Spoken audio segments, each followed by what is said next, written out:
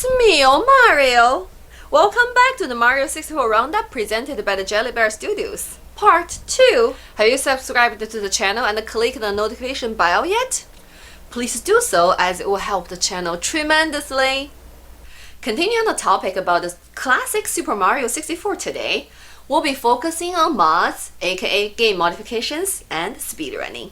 So first, mods.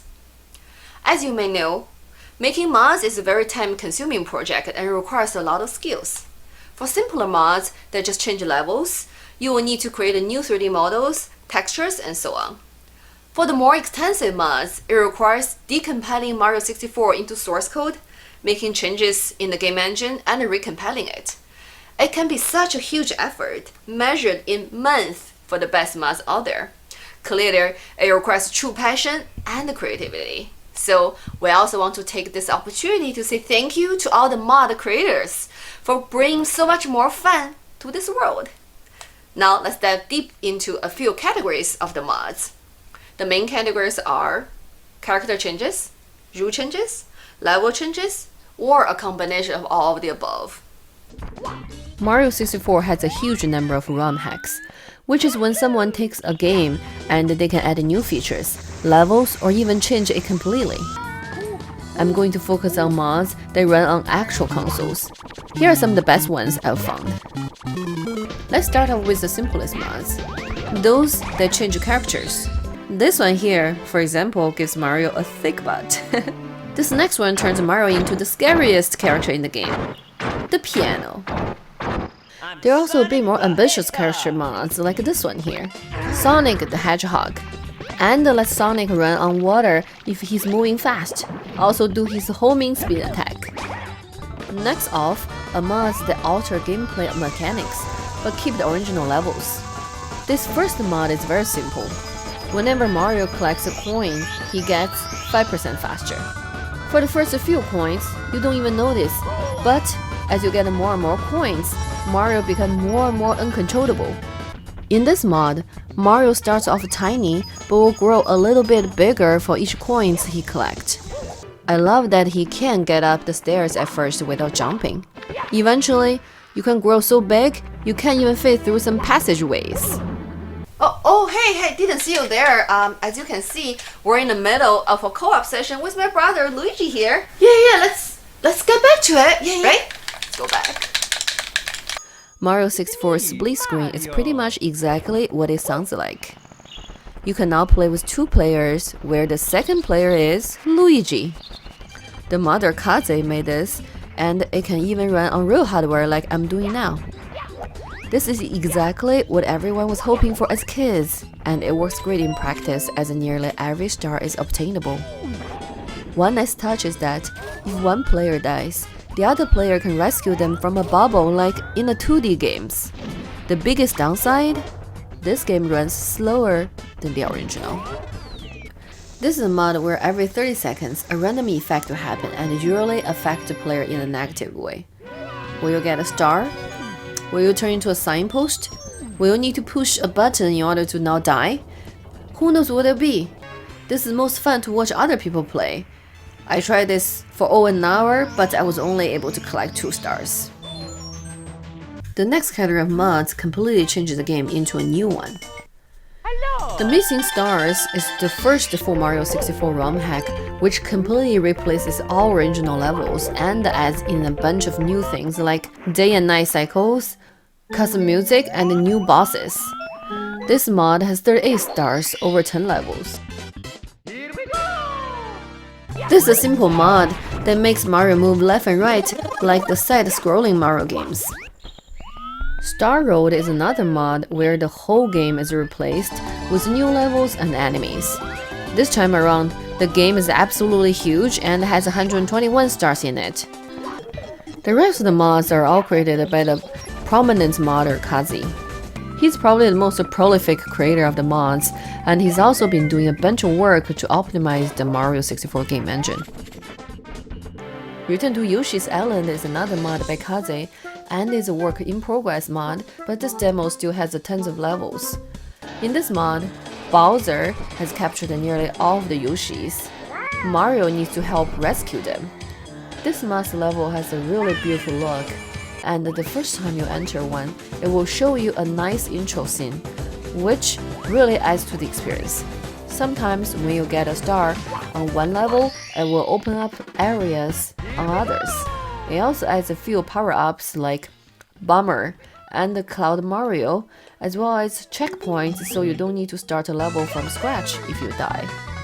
In Peach's Fury, you need to pay Peach back since you used all her money to order pizza and pasta. Womp womp.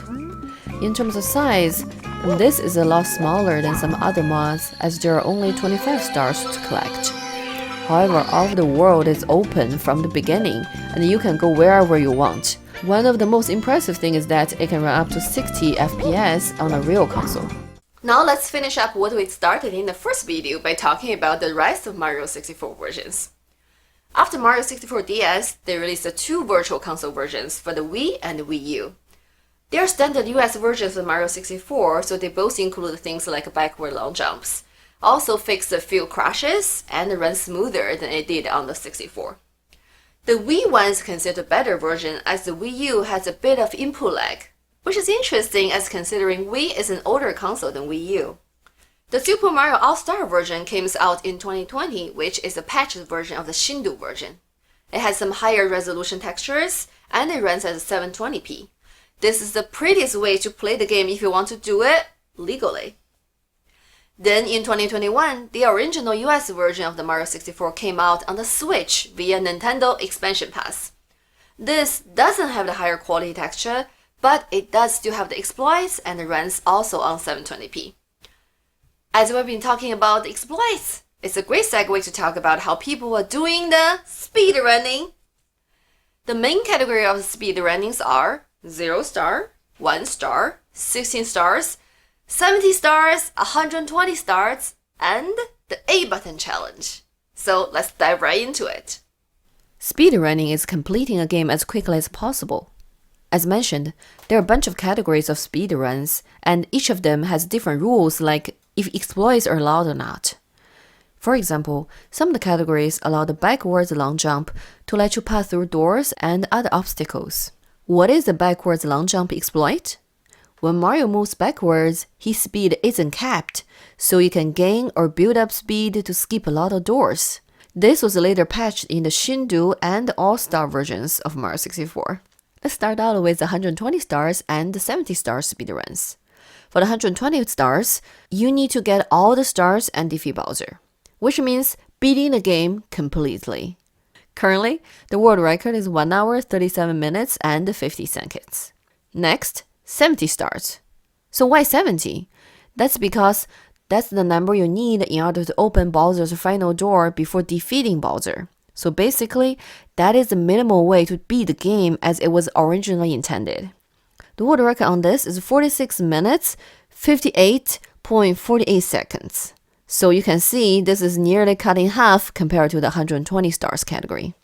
Next is the 16 star speedrun. But wait a second, isn't it 70 stars the minimum requirement? So for 16 star speedrun, you're allowed to use backward long jump to skip some doors, but you ain't allowed to use an exploit called the side backwards long jump to skip the 30 star door in the basement.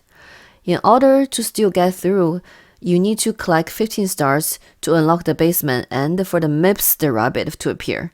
Then you can skip the door by grabbing him and walking into the door, then putting him down. You then need to grab him through this door and put him down and repeat it for the 30 star door.